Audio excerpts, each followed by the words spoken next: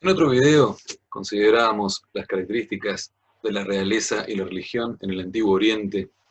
y considerábamos que efectivamente en las sociedades estatales del Antiguo Oriente la realeza es omnipresente, así como también lo es la relación entre el rey y un conjunto de divinidades en función de su legitimación. Si tuviéramos que afirmar algo similar respecto del ámbito precolombino, tal vez en líneas generales podemos llegar a un diagnóstico similar. Cambia, por cierto, las características específicas del tipo de sociedades y cambia también los soportes materiales a partir de los cuales tenemos la información para considerar estas cuestiones. Pero en líneas generales podríamos pensar que efectivamente la religión en el mundo precolombino es decisiva para interpretar el mundo en general, y por cierto, la relación que en ese mundo tienen los reyes, los monarcas, los soberanos, los distintos tipos de liderazgo, como sean caracterizados, y el resto de la sociedad. Vamos a ver un poquito más de cerca algunos de estos elementos.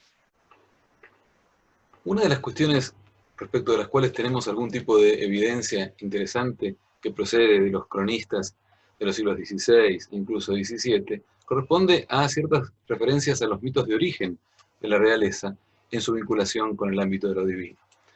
Es el caso de los incas, por ejemplo, en donde el dios solar Inti da nacimiento a Manco Cápac, que, migración mediante, fundará el Cusco, y a partir del cual se establecerá la descendencia real que continúa hasta el último Inca. Es también la situación de los aztecas, en algún sentido, bastante equivalente, si se considera que los aztecas también son un pueblo migrante, ¿no?, dirigidos de alguna manera por la divinidad Huitzilopochtli, y que cuando se instalan y fundan Tenochtitlán, obtienen un primer rey, que es Acamapichtli, el que es dado por la nobleza local de los Culhuas, a partir del cual procederá la descendencia real. Es muy interesante el hecho que señala Susan Gillespie en este sentido, respecto de la analogía entre Huitzilopochtli, la divinidad que se une a la divinidad madre tierra, Tosi, una deidad tutelar de los Culhuas, y esta reflexión que plantea, en donde el primer rey y la primera reina de Tenochtitlan eran representantes humanos de esas deidades y compartían, por lo tanto, sus cualidades divinas, ¿no? Desde el principio, la relación entre lo cosmológico y los monarcas aparece garantizada. Estos relatos son, por cierto, relatos que proceden de fuentes que son difíciles para poder interpretar historia en términos corrientes, pero sí son interesantes para poder inferir este otro tipo de informaciones acerca del pensamiento general acerca de la realeza.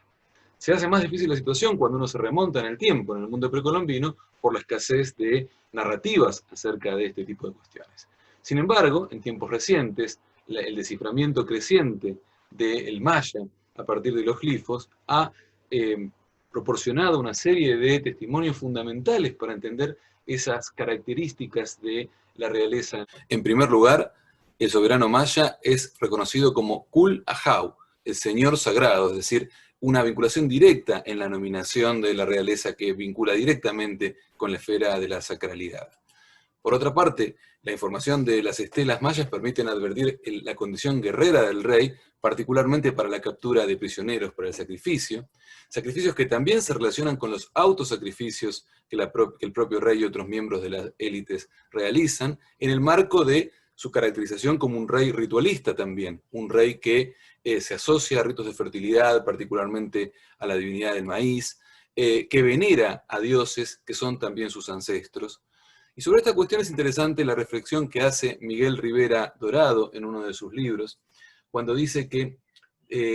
los dioses son antepasados de los gobernantes en el mundo maya y por su mediación de todos los miembros de la comunidad. Es muy posible que los gobernantes que fundaron las más importantes dinastías del periodo clásico fueran divinizados tras su muerte y que sus templos mortuorios se convirtieran en la sede de una auténtica veneración traducida en un culto elaborado. El derecho a reinar estaba indisolublemente unido a la legitimidad que se desprendía de la relación parental directa con los ancestros fundadores.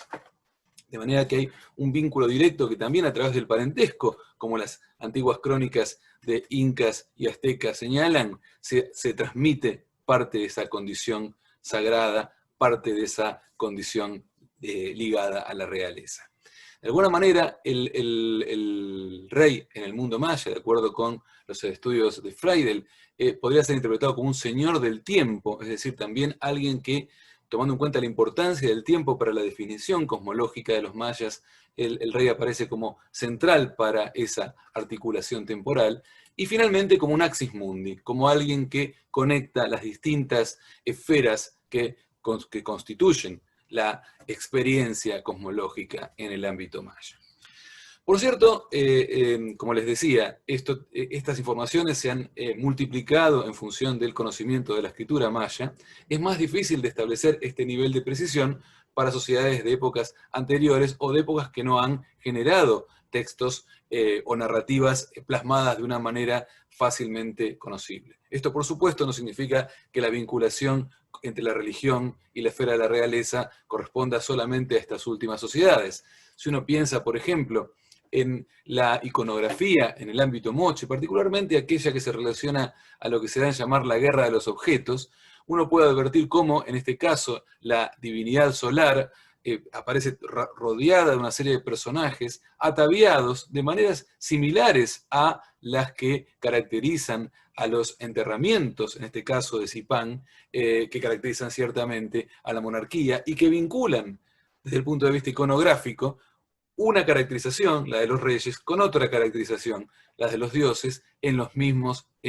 parámetros iconográficos. Por otra parte, esto podría ser extensible a otro tipo de experiencias. Si pensamos en toda la iconografía que rodea al Señor del Báculo en el ámbito tihuanacota y a esas construcciones monumentales donde en buena medida se llevaban a cabo rituales relacionables a las élites estatales tihuanacotas, uno tiene también allí otra forma de establecer esa vinculación entre realeza, Estado, religión. De la misma manera, incluso en sociedades anteriores, en este caso se trata de un relieve en Chalcatzingo de estilo olmeca, se aprecia un personaje que algunos autores,